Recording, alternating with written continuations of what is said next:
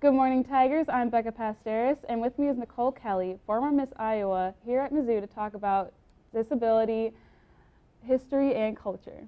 So, you were born without your left arm-ish.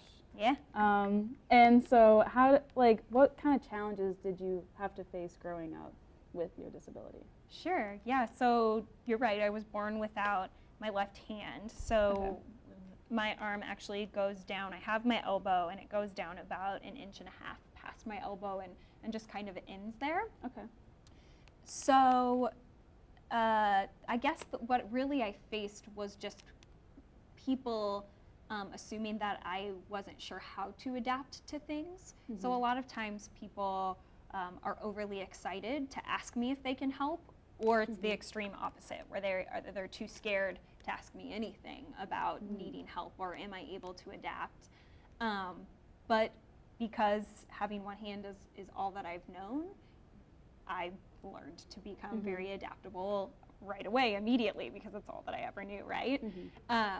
So yeah, growing up, I grew up in a really small town in Iowa, so I think it was helpful that because it was a small town, everybody knew who I was. So pretty much right away, everybody kind of took the lead of my parents, and my parents' attitude was, let's let her figure it out and do it, and if she needs help, she'll ask us. And so I really was able to grow up in a safe space where I was able to explore and learn and try new things without, too many people asking too many questions. And so do you have any advice that you would like to share with anybody who is here at Mizzou with a disability? Yeah, I think the first thing that I always want to tell people who have a disability but hate the word disability, a huge part of my message speaking here on campus and being here is first and foremost, you got to get rid of that dislike of that word. We really need to remember that disability doesn't mean negative things.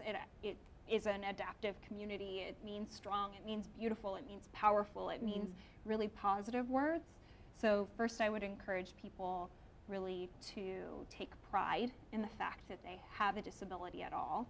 And then I would encourage them to actually seek out the people here on campus who perhaps live the same lifestyle as them. So there's the accessibility office, which can connect you to amazing resources, but also who are the people emotionally who understand what it's like to get a second stare from people when you're walking by, or who get asked questions a lot, like those kind of social things. Now here at college, this is a cool time to start connecting to other people who also experience that, and to find a really cool collection of friends who get it. So I would encourage you to, find pride and to connect as much as you can while you're here.